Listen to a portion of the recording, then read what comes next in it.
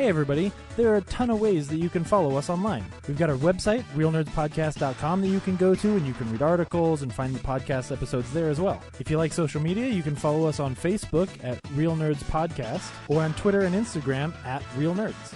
You can also call us anytime and leave a voicemail at 720-6nerds5 and then we'll play your voicemail on the show. Thanks for listening. I hope you like us.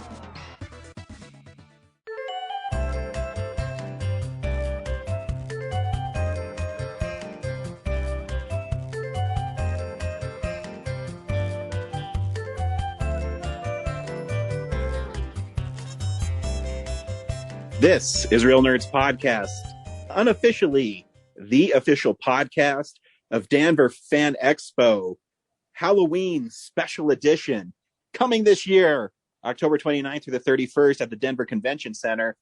Make sure you get your tickets when they go on sale because it is only at 75% of the normal con. I am Ryan, and with me is Brad.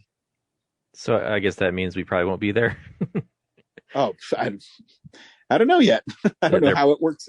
75% removed means we probably don't have a table for podcasts. Yeah, I don't know how it works. I don't know if it's the same people. We're fixing to find out, I'm sure. Yeah, I mean, if we don't have a booth, are you still going to go? Oh, yeah, I'm definitely going to go. I'm sure it'll be a ton of fun for you and Kellen, like dressing up and sure there'll be like trick-or-treating based stuff going on. Yeah, I think it'll be good. And, you know, comic stuff and maybe get a commissioned work or something. Do you think they'll have a dealer's floor? They said they were going to. They basically, it's like it's the same, just smaller.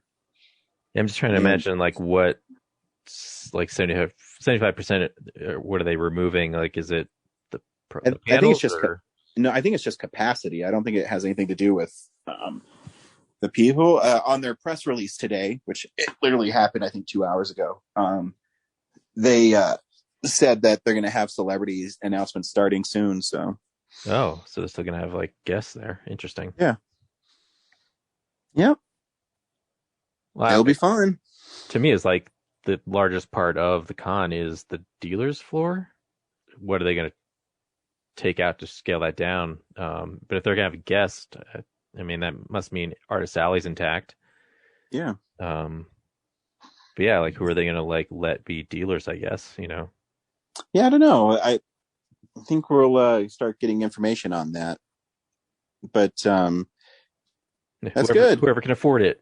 Like all the tables are 10 times more expensive. And yeah, it's I think it's cool. I mean, eventually its stuff was going to come back. It's just, you know, it's taking longer than I think people wanted it to. But every week on Real Nerds, we see a new movie and we podcast our experience to the world. This week, we saw the documentary, The Sparks Brothers. Stay tuned to the end of the episode where we will either recommend the film or not, play the trailer, and then talk about the film. We also talk about movie news, movies that are coming out on Blu-ray, and things we've been watching throughout the week. It's only Brad and I again. Everyone's pretty busy, except Brad and I, where I just stay at home because I have a kid and a family. And I'm broke. Me too, because I have a kid and a family. Yeah, Dak's out making a new movie, so that's why he's not here. Yeah, that's awesome. So good luck to him on that. Yeah. So, Brad, but I just told you that Steel Panther, you know, was a concert and everyone was dancing and having fun. So a lot of things are opening up around town, and that's when you take us around town. Hey, film buddies, follow me around Denver.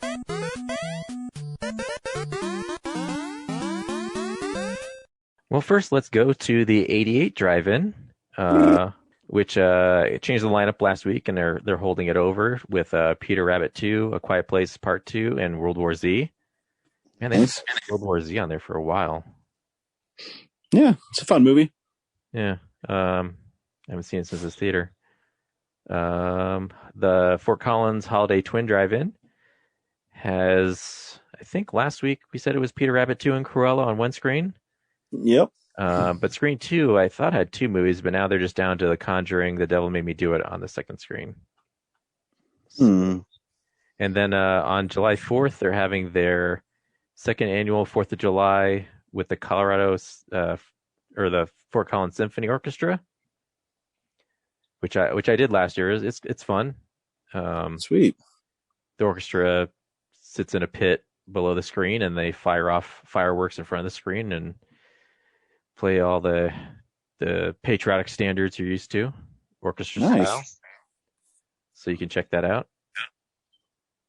And the Film on the Rocks, is down to their last 3 movies of the season. Wow. All 3 in the amphitheater. So back in the best part of Red Rocks. On Monday, July 19th is Jurassic Park, July 20th, Top Gun, and August 2nd, The Princess Bride. So, wow, all great movies. Yep, $16 general admission, way more affordable than the $60 parking lot version. So, I'm gonna those are sold out. I might take Kellen to see Jurassic Park. They are not sold out. Oh, sweet. So, I mean, they're in July, so I don't think people are quite aware yet. I'll probably buy my ticket the next day or so. Yeah. So yeah, Casino Royale was one of them, and then I think it was like July 2nd, and then they realized like, oh, that's like in conflict with some 4th of July music shows that we're doing, so that got replaced with Top Gun. So, and also today, the Denver 48-Hour Film Project announced registration. So if you want to make a short film the last weekend of August, you can sign up now for the reduced rate of $148. Is that something you're doing? I think so. I have to find $148 first, and then make sure the rest of my team wants to do it, and then go from there. Right on. The screenings will all be at the Bug this year, which is pretty cool. Oh, that's awesome. So that's cool to see the Bug back open and lots of people there. Yeah, last week we had the Emerging Filmmakers Project, and it was pretty much sold out. There's they're still kind of doing social distancing, so the spaces between the seats are filled with cardboard cutouts and mannequins and dummies. So when you see a picture of the show, it looks like a full house, but still, like, we had like 70 people or something. So that's awesome.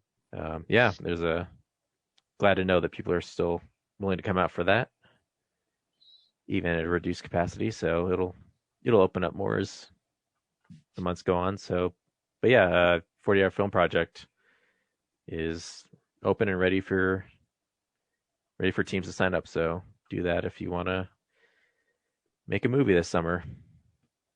And that's what's going on around town. Very cool.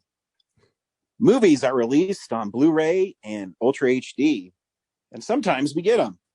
Here's what's coming out today. DVD releases and Blu-rays.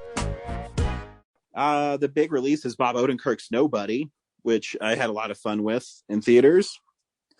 As a fun film. The stoner movie with Dave Chappelle and Jim Brewer, Half Baked, is getting a Blu-ray release. I was never a big fan of that, but some people are. Yeah, a lot of people are big fans of that movie. The other big one is Batman: The Long Halloween Part 1. I was gonna get that, but then I realized the last time they did a 2-parter, they eventually released a complete edition, so I think I'm gonna wait. Well, I was just gonna say I read an interview with the director, and the second part comes out in August, I believe, and then at sometime in the fall, I'm guessing around Halloween, there's going to be an Ultra HD version of it with both movies. Nice. I was smart. And he said that he wanted to tell people that so they it wouldn't be a surprise and people would be pissed. So you can either get the two of them or you can buy it as one set. They did that with Lord of the Rings because they said they were going to have like a summer release of like a better version of it. But here we are at summer and I don't see it. So yeah, I'm guessing it's going to be the fall now. I still might get the them in separate parts because the Ultra HD, I have one of their Warner Brothers on Ultra HD, and it's not that great of a like an uptick. But we'll see. I don't know. Yeah. There's an old movie with Chris Rock called CB4 coming out, which is it's a parody of NWA. And I actually have the soundtrack to that. And I used to love the song. It's Chris Rock. It goes, straight out of Low Cash, a crazy motherfucker named Gusto. I fucked your wife because the bitch was a big hoe. I fucked your sister. I fucked your cat. I would have fucked your mama, but the bitch was too fat. The rest of the movie is pretty silly, but good stuff. Strike Commando. Don't know what that is, but it looks like it's from the 90s. Yeah. Like cheesy, low budget 90s. Yeah. Shout Factory is releasing The Wind Rises on their really cool steel books, which is, part of the Bluntathon. Warner Archive is releasing a couple of titles. They are releasing Chain Lightning with Humphrey Bogart and Eleanor Parker, and Elvis. It happened at the World's Fair. I'm guessing people are falling in love. Umbrella Academy Season 1. The Unholy, which was that Sam Raimi produced horror film that came and went. And that is pretty much it. There's a lot of smaller stuff. Invaders of the Lost Gold has a naked chick on it, so that's cool. It's a Severin film, so it's garbage. Not that the people that are producing it, but they purposely release not good films, like schlocky and they films. and they usually do a pretty great job with the special features. So if you're a fan of those, because I think Strike Commando and Strike Commando 2, those are both Severin as well. So check that out. I do like the G.I. Joe style art on them. Yeah, no, it's cool. I have no idea if they're good. Yeah, I doubt it. 1988 is Strike Commando 2. It's a Vietnam leader, Vic Jenkins, is captured by terrorists demanding $10 million worth of diamonds in return for his release. Michael Ransom's Vietnam squad leader. Michael, reluctantly aided by local tough girl Rosanna Boom, is dispatched by the CIA to recapture Jenkins and put a stop to his heroin smuggling captors. But not all is as it appears. Sounds like a plot for a sequel to MacGruber. And that's what's coming out on Blu-ray. Movie news! It's real news.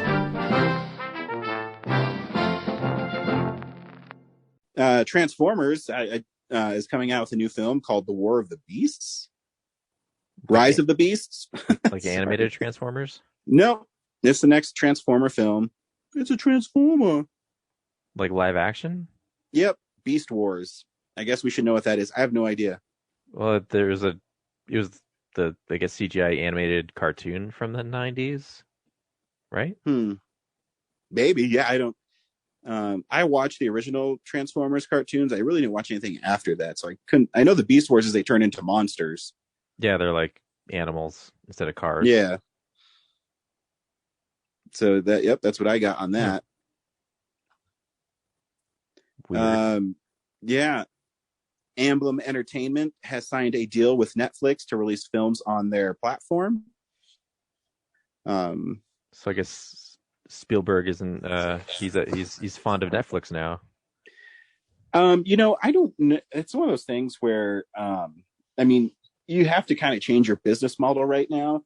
But I'm starting to think they're starting to get backlash from streaming stuff anyways. I think people realize that it's not that unique. You know what I mean? The experience can't be replaced going to the movie theaters. Yeah, I forget who it was, but I forgot to share it. There was another article where someone outlined like basically everything we've been saying on this podcast for years about streaming. But they like really focused in on the fact that you're getting like this compressed bit rate thing. Yep.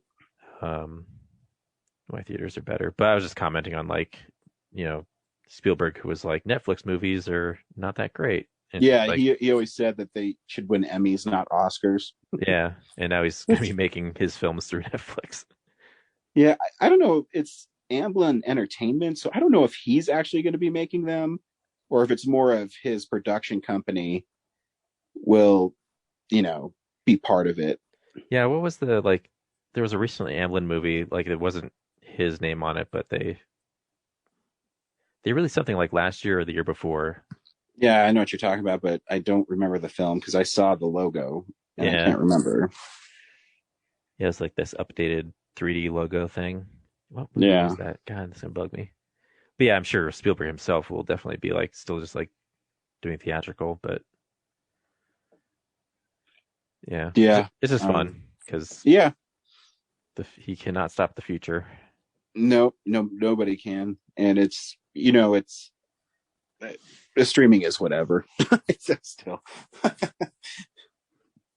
I like the convenience of it, but I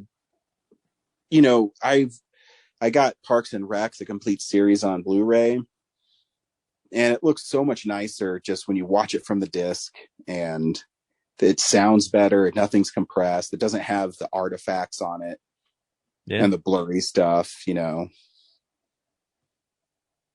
When I stream down here on my desktop, it's just like every 10 or 15 minutes, it just pixelates and drops out Mhm. quality, and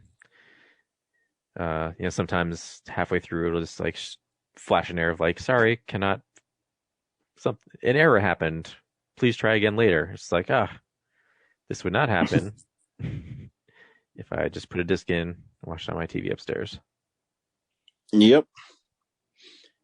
Yeah, and that's really it for news. I don't think I missed anything. There's a lot of announcements. I saw a picture of Michael Keaton on this set of The Flash as Bruce Wayne, Awesome. which is really cool. I can't believe Shazam: Fury of the Gods is coming out in 2023, and they're showing like photos from behind the scenes. Yeah, new costumes. Mm-hmm.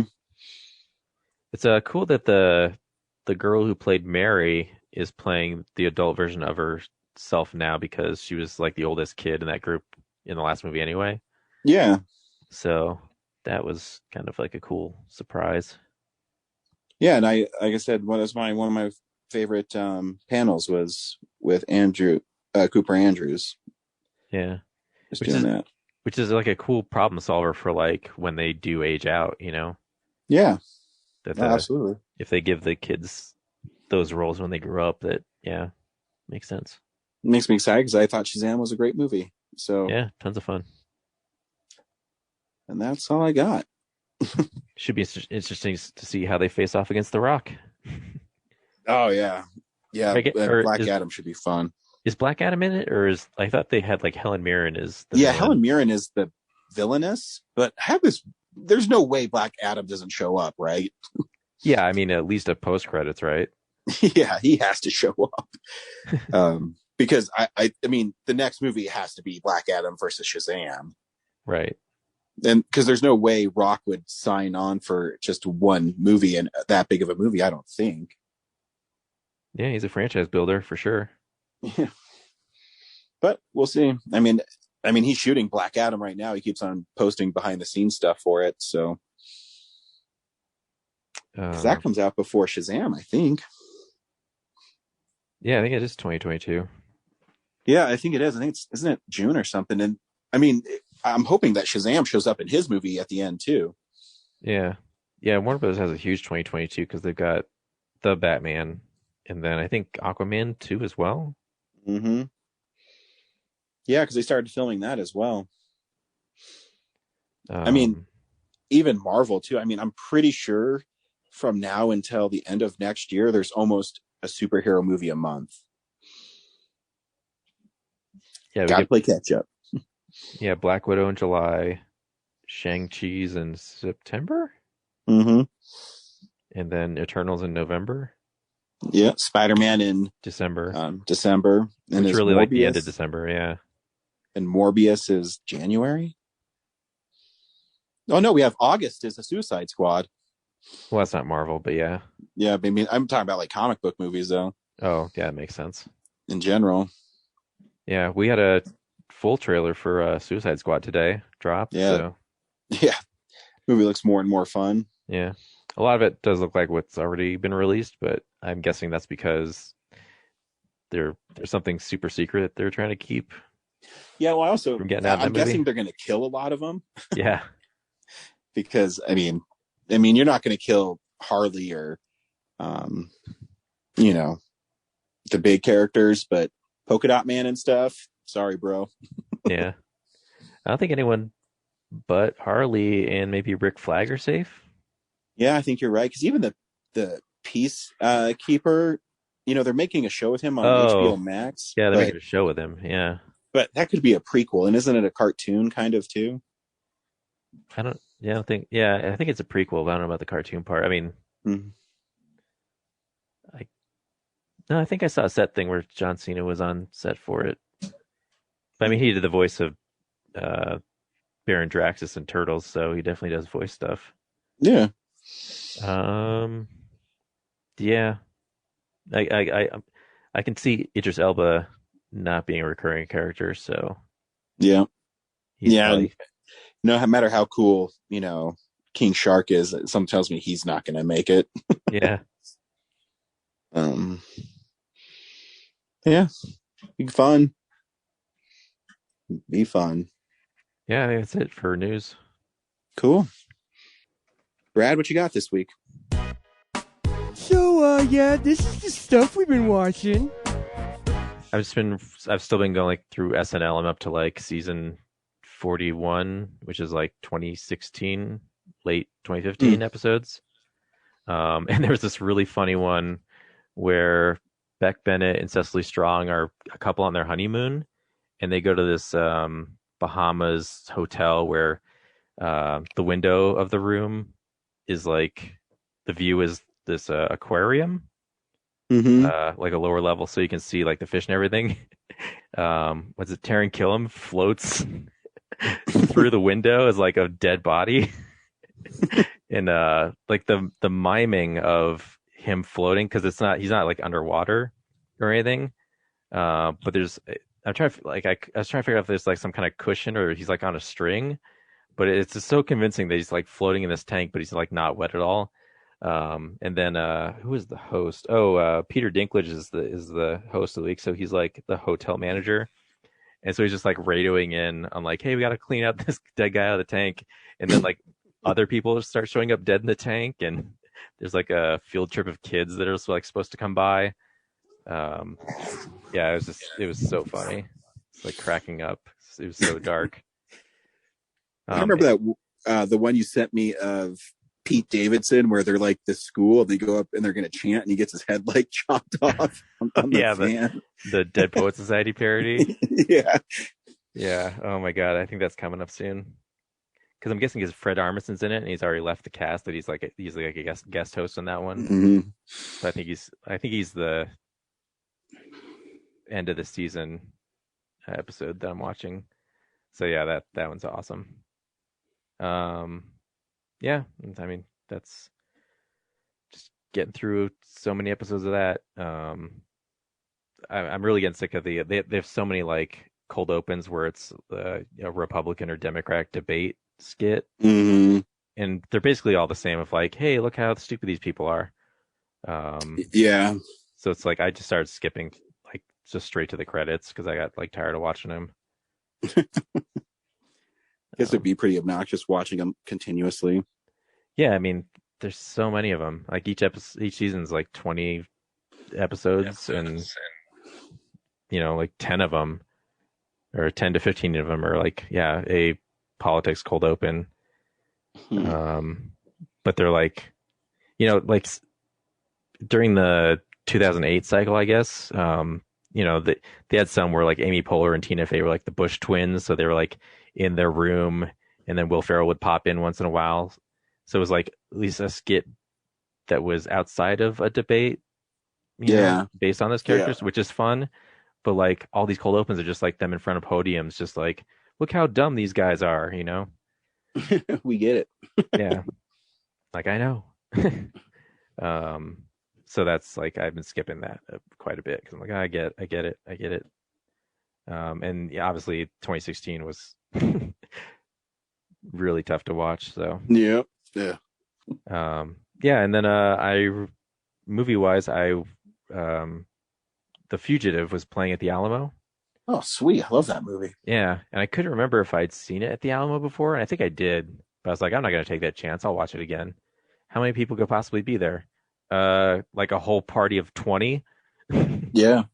behind me. So like that was cool, and luckily they weren't obnoxious. So I like I said, I took Kellen to see Raiders of the Lost Ark. It was the first movie we saw after theaters reopened, and they're doing nothing but, classic movies.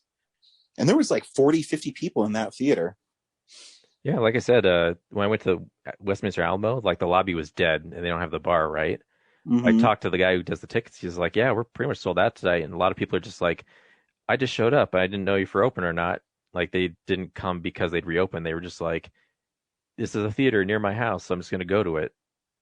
That's awesome. So, yeah, they seem to be doing well. But yeah, The Fugitive. I noticed it's a great movie anyway, right? Like a great Mm-hmm. whodunit. Even though I know who's done it for years, but this time with the theater experience, like I noticed in the sound design, like foreshadowing elements that I hadn't heard before. Oh, Um, sweet. like when Harrison Ford, I guess Richard Kimball, like I think the second or third time he visits the hospital to like get information about the one-armed man, he's Mm-hmm. walking up past these ambulances, and you can hear the ambulance guys in the background saying like, "This team of kids were like in a bus accident, and we're bringing everyone into the hospital." And like later on in that sequence, Yeah. Kimball helps the kid with the broken sternum. Um, Yeah. like Damn. after he does like all the detective work, in the lab. Yeah. I don't think I've ever seen that in theaters.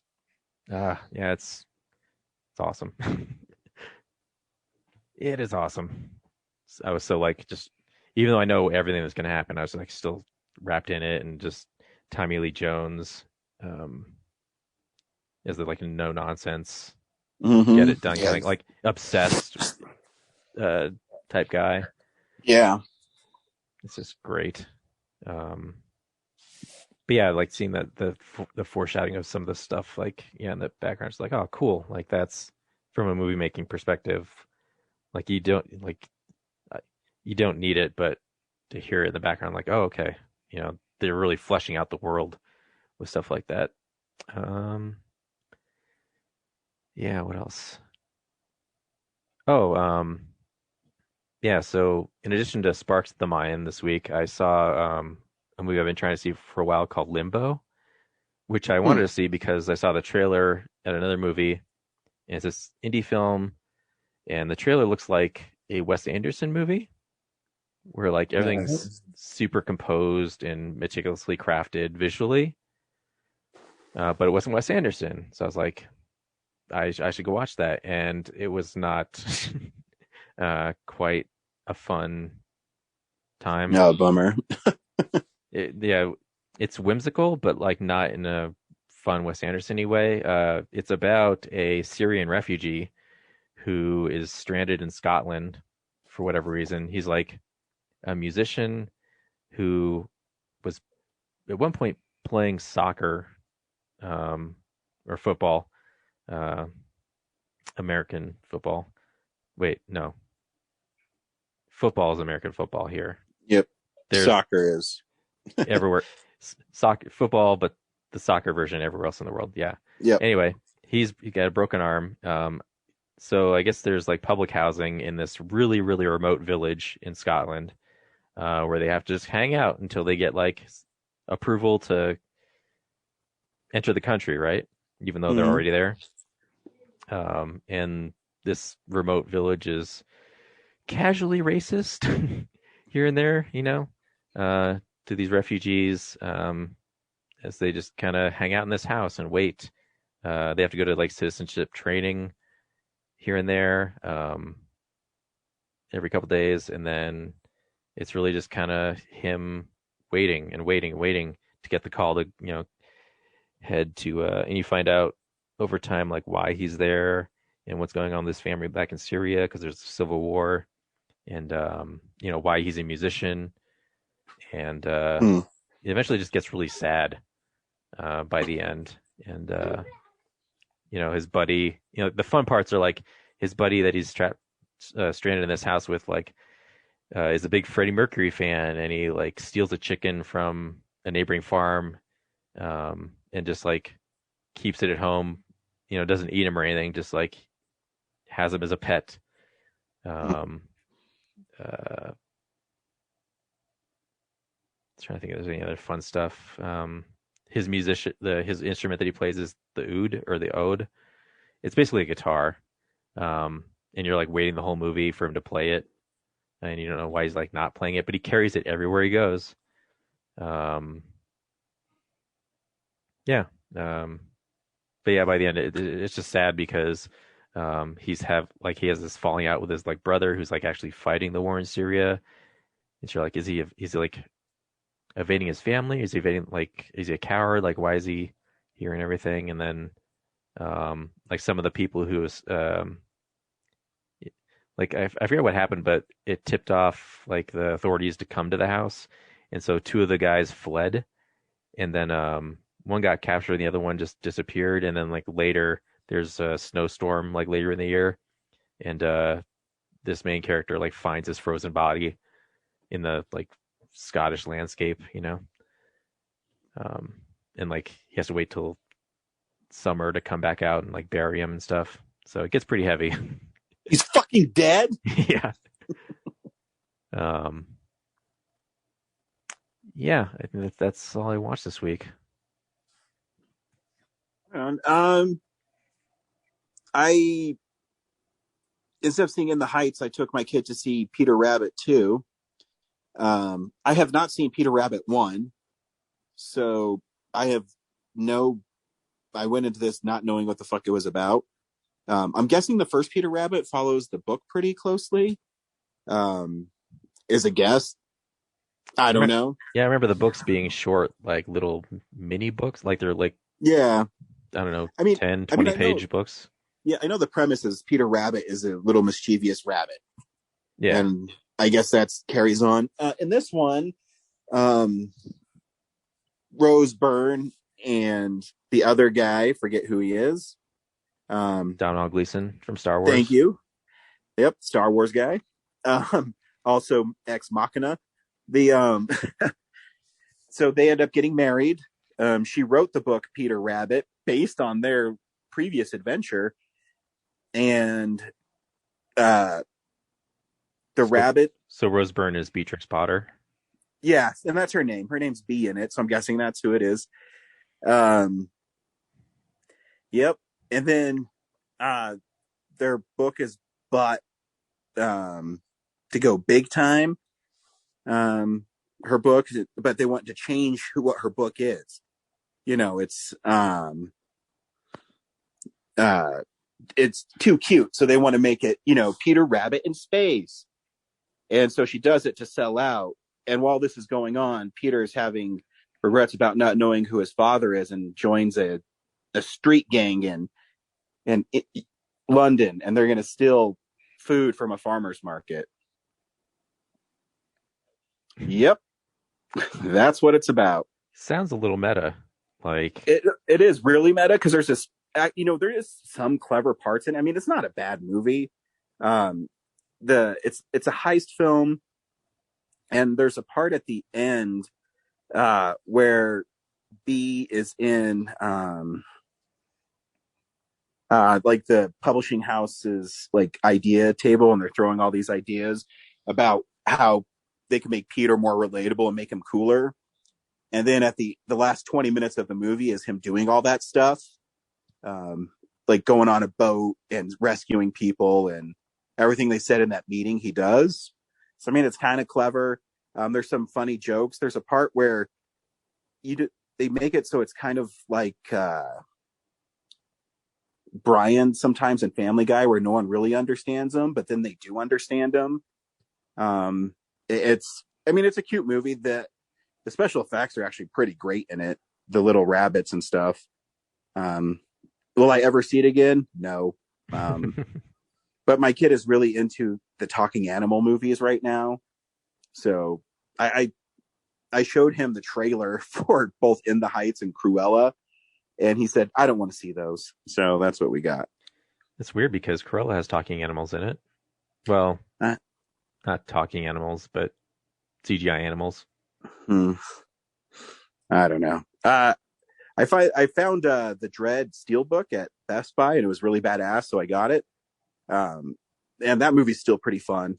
It's I like that it's literally, hey, rookie, it's your first day. Let's go kill a bunch of bad guys. And they just kill a bunch of bad guys in it. There's really no huge plot to it, except that this Peachtree apartment complex is ran by this lady named Ma who is dealing these drugs. And and then Judge Dredd and his rookie go there to kill him. They just work their way up the tower. Yeah. Yep. I actually think it's a pretty fun movie. I remember the action. Yeah, I remember it looks great, but the dialogue's terrible. Oh yeah, the dialogue's awful. But there's parts in it. I hadn't seen it since we saw it in theaters, and there's scenes I totally forgot in the movie, and it was kind of cool seeing it again. And it's almost like you saw it for the first time. You know what I mean? Does the Steelbook come with the 3D version? It does not. I don't think. I remember that being a big draw of it when it came out. I'm remembering the most egregious bad line was I think towards the close to the end, he busts through a wall and says something, or the villains blast through a wall and Dredd said something just so dumb. Yeah, I don't remember. I just remember it looks really great in Ultra HD, and the last shot of when he throws that Ma off the balcony and she hits the pavement, and it shows her head splitting. It's pretty fucking awesome. Yeah, I got to revisit that sometime. Yeah, and I don't know if the one I have is the unrated version. It might be, because I don't remember it in this. When I watched it a couple nights ago, it shows her head splitting and blood and her eyeballs popping out. So it's pretty great. And then, you're really great at teasing me. I got the Steelbook of Sicario. That was at Target, it's a badass Steelbook.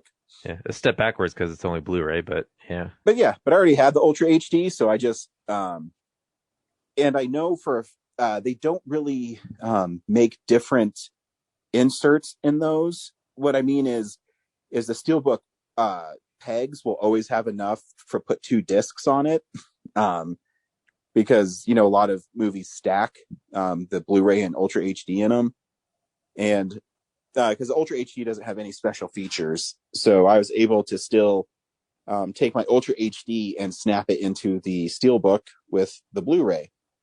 And that movie's awesome, and it looks fucking amazing in Ultra HD. The part where they're about to go into the tunnels and it's all black except for the skyline is incredible in Ultra HD.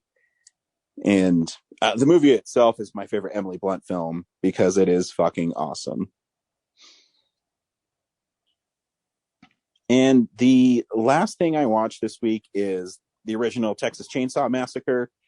I'm hoping to have a review on Blueberry for that soon. The problem is there's 5 commentaries on it.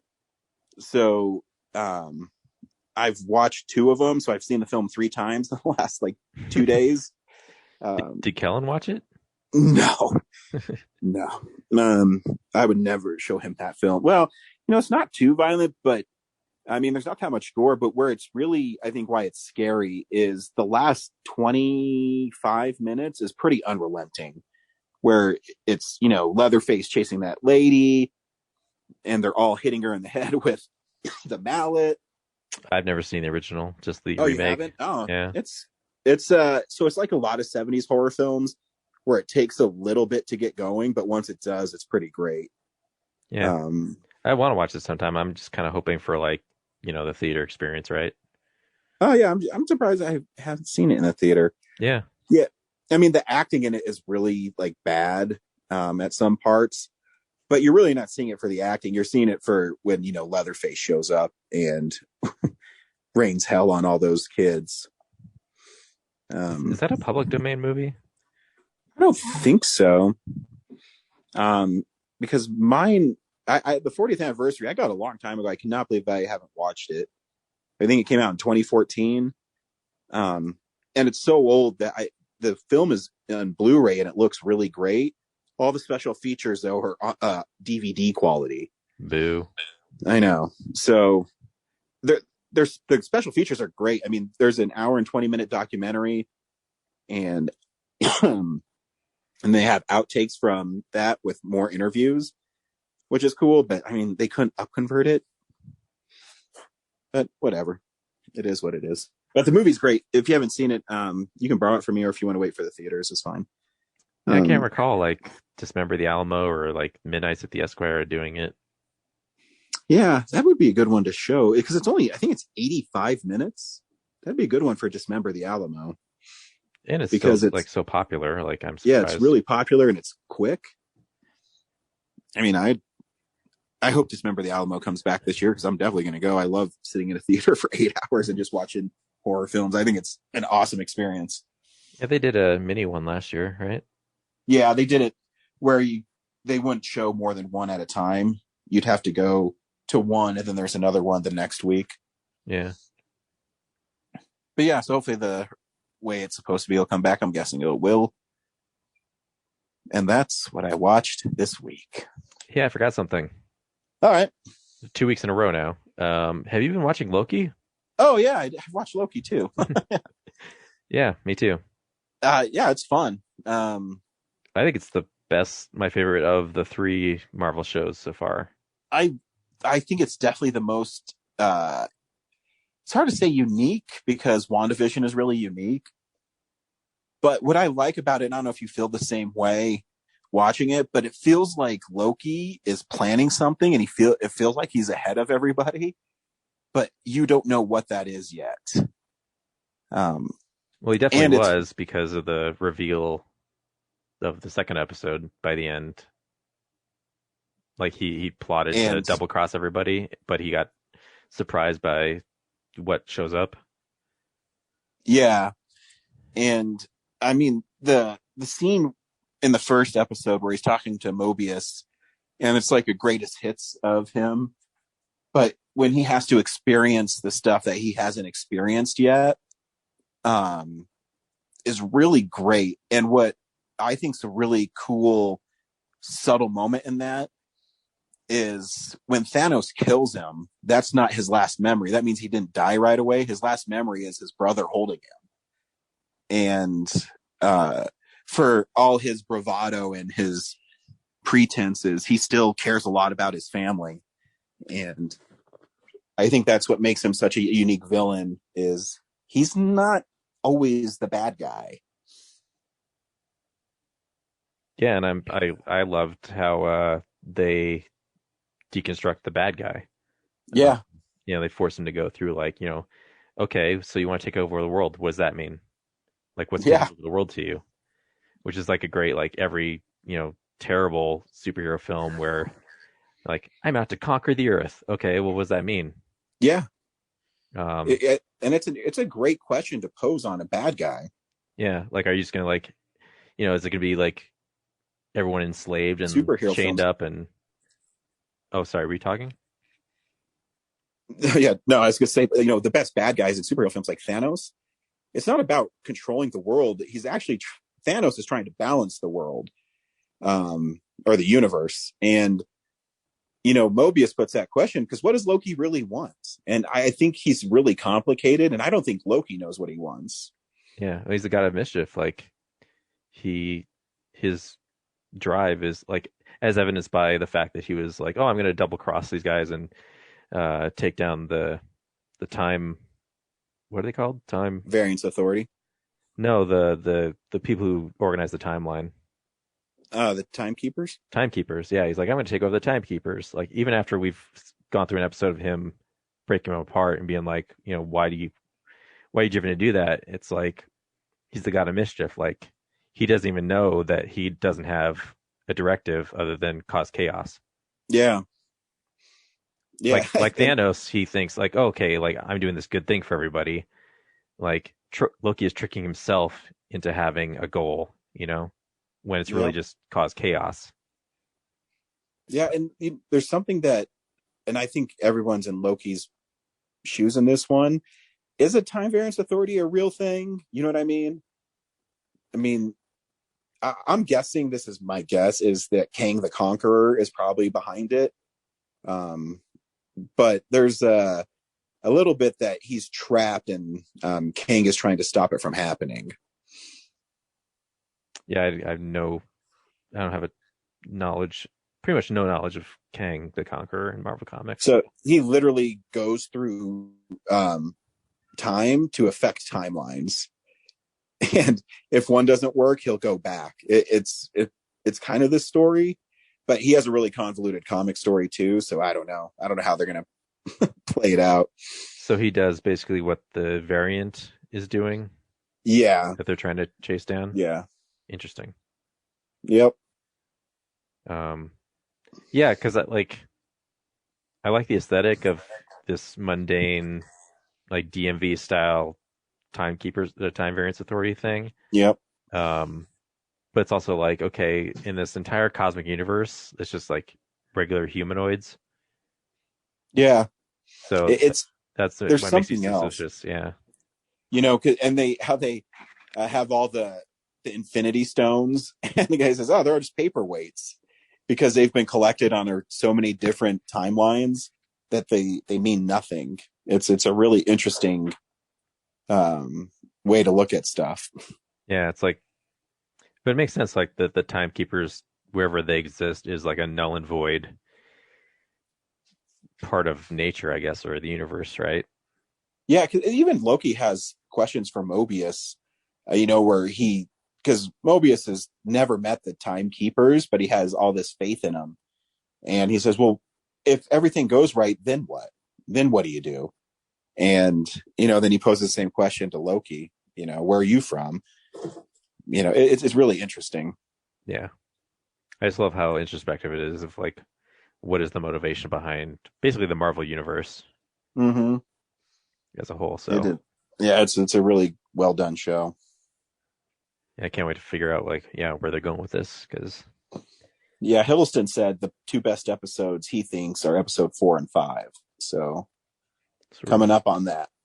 Yeah, one away. But yeah, I'm interested to see like if it's going to play into anything major. Is it going to just be like, okay, like we introduce this thing, but it really has no effect on the movies? It kind of feels like it's going to have an effect on the movie, right? I mean, it has to. Films, yeah.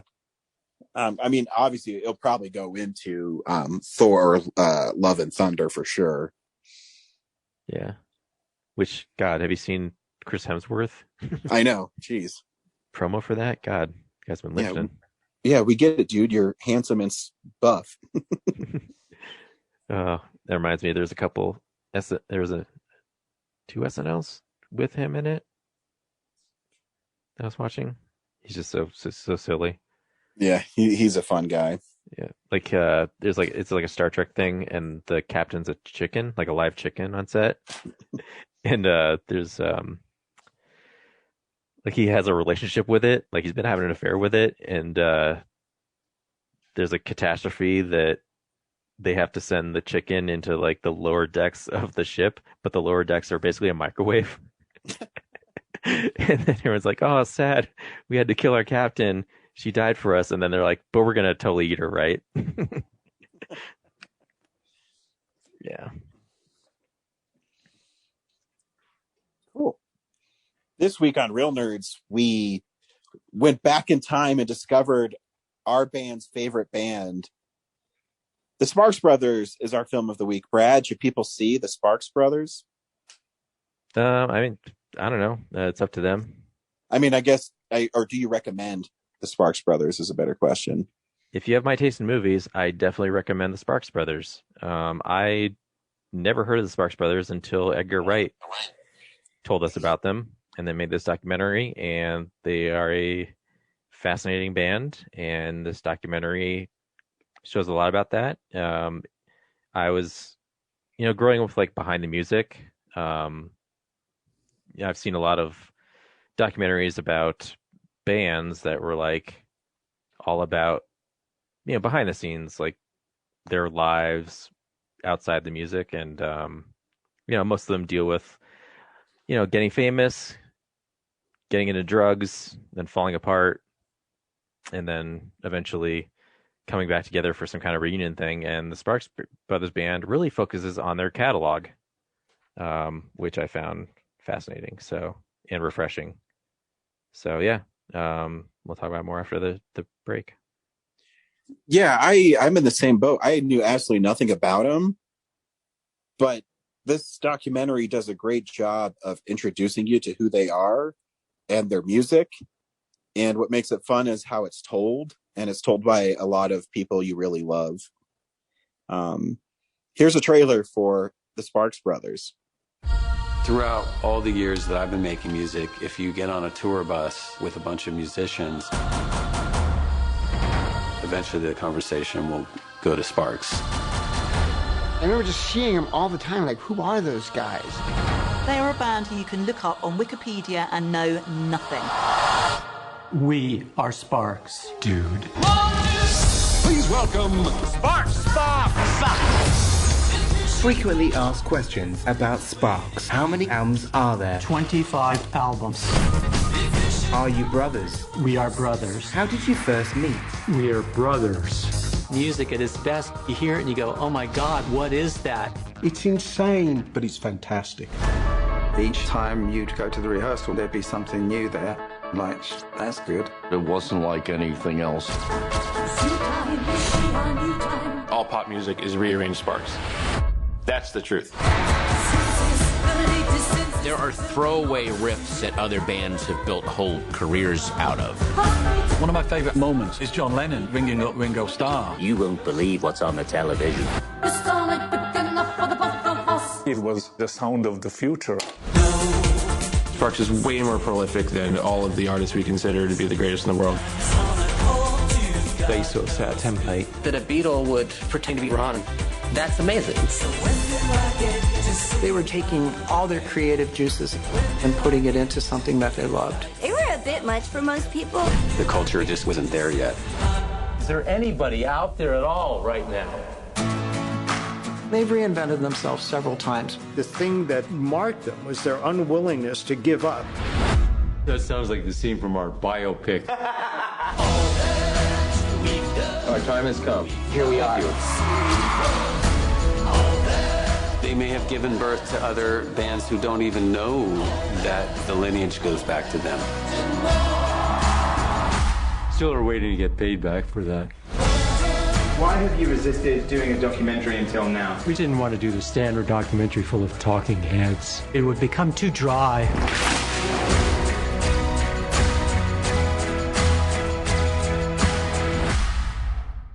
I didn't know I needed a Edgar Wright documentary, but after watching this, I'm just thinking to myself, I really needed an Edgar Wright documentary. Yeah, I mean, it's not too revolutionary to, put animation and like a lot of documentaries are footage of the bands, throughout their lifespan. But Edgar Wright adds to that by, doing stop motion or claymation or just traditional 2D animation about what they're talking about in there, which I think makes it much more vibrant and fun to watch. Yeah, and I think what helps too is how kinetic of a filmmaker he is anyways, and he understands editing really well. So, I mean, the movie's 2 hours and 20 minutes, but it doesn't feel like that at all. It moves really fast. Yeah, I didn't know it was 2 hours and 20. It didn't feel like that at all. Yeah. And I would have sat through more, honestly. Yeah, like I said, I didn't know it was that long until I left. I go, holy shit, it's like 1 o'clock in the morning. But you're just watching it, and it's when I was watching it, it felt like I was finally let in on an inside joke. Everybody that's in this is telling you how great this band is, and you're watching them, and you can't. I'm watching this as, man, are these lyrics of these songs are really weird, but they're also good, but I can't tell if it's serious or not, or you know what I mean? It's just a fascinating group. And when you see them perform, you think they'd be from England. They're not. Yeah, they're from like LA or something. That blew me away, like right off the bat. Like that's the first thing they tell you. Yeah. Because they have that, that kind of vibe about him. You know what I mean? When he's singing, he sounds British. So yeah. Yeah. It's definitely, I don't know if they're playing a character. Like I still don't get the two brothers at all. But they're talented and they're fun. I don't know. It's just a really fun documentary. Yeah, the whole like the weirdness about him, like I thought about it, and it's not that different from Daft Punk, right? Except you can see their faces, but they're an enigma, and mystery. So like it's not that unusual, I guess. I guess yeah. All music, you're a performing artist, so if your performance includes you being some sort of character or something along the lines of that, I guess makes sense. Yeah. But it sounds like they just dedicated their career of like to, doing the opposite of what you're supposed to do. Yeah. I mean, they pretty much like talk about everything, or I mean, tackle every genre of music. Yeah. I actually thought really... by the end of their catalog, like the more recent stuff, started to sound the same to me. Yeah.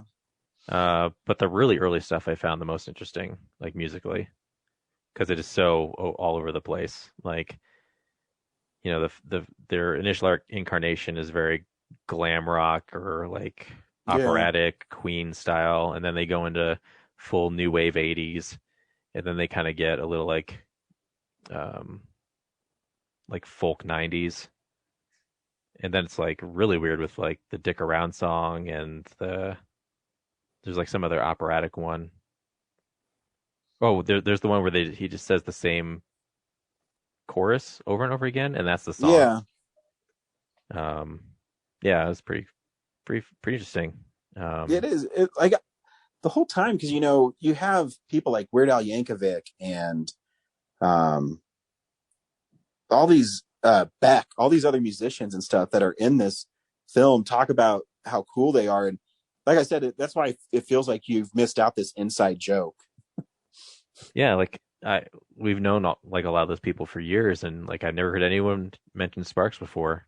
Yeah, and they've been around for 50 years, and I'm just surprised it's never come into my consciousness before. Yeah, especially how much I like music from that time period.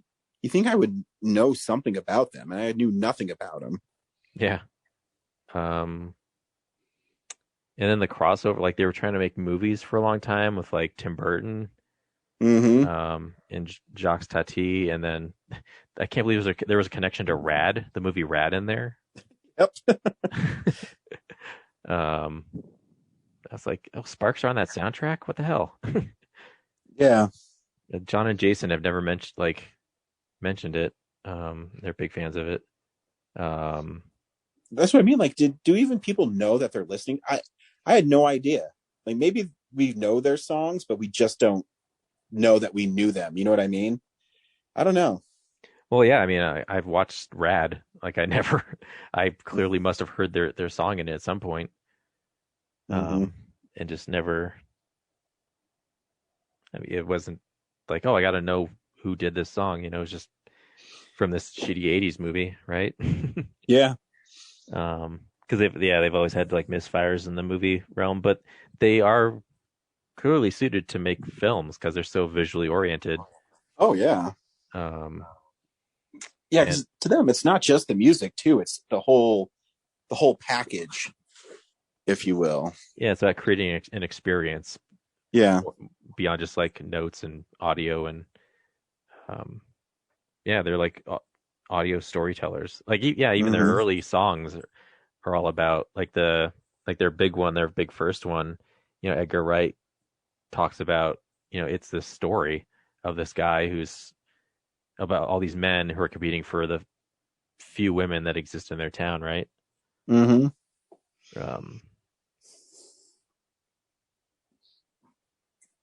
Yeah. But yeah, it's just fascinating, and it's so fun. It's a really fun movie to watch, and I recommend it for everybody. Yeah, it's entertaining. Like, it's cool to like have something that you don't know anything about, and then have this teach you it, and not feel like it's like, oh, so boring, Agreed.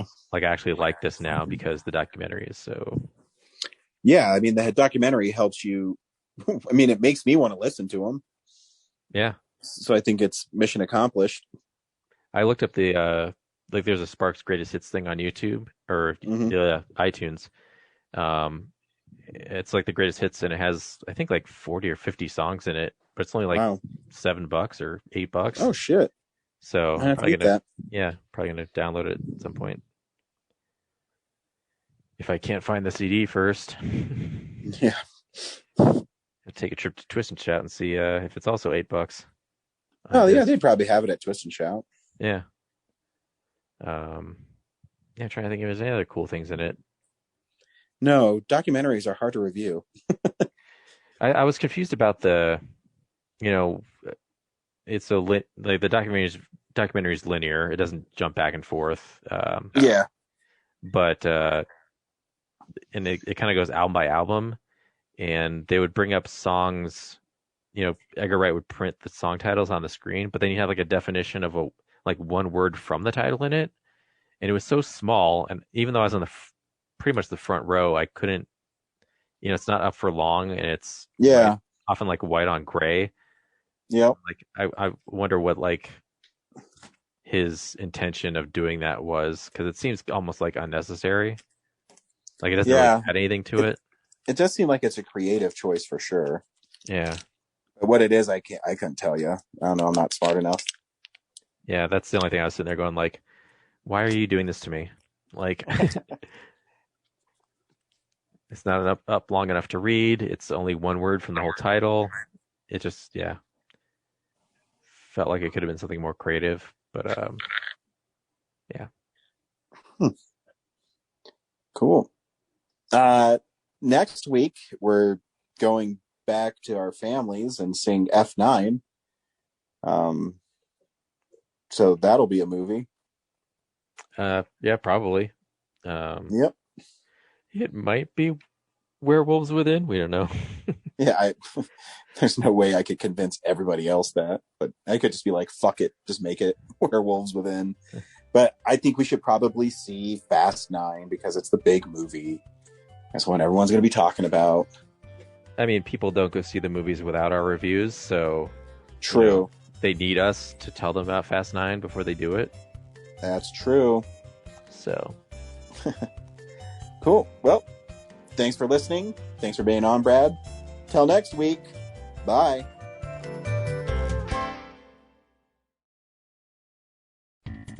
Thank you for listening to this episode of Real Nerds Podcast. Real Nerds Podcast is a production of Nebulous Visions Multimedia. Thank you to Sparks Mandrill and Plan 9 Studios for our kick-ass theme song. Also, if you're in the Denver area and you're looking for a cool place to see movies, we see them at the Alamo Drafthouse in Littleton and now also in Sloan's Lake. Thank you to Colorado Coins, Cards, and Comics for supplying us with all our comic needs, especially you, Andrew. You know who you are. And a big shout out to James's mom. I'm giving you an electronic hug that you can feel through the airwaves. Thanks for listening, and have a nice day.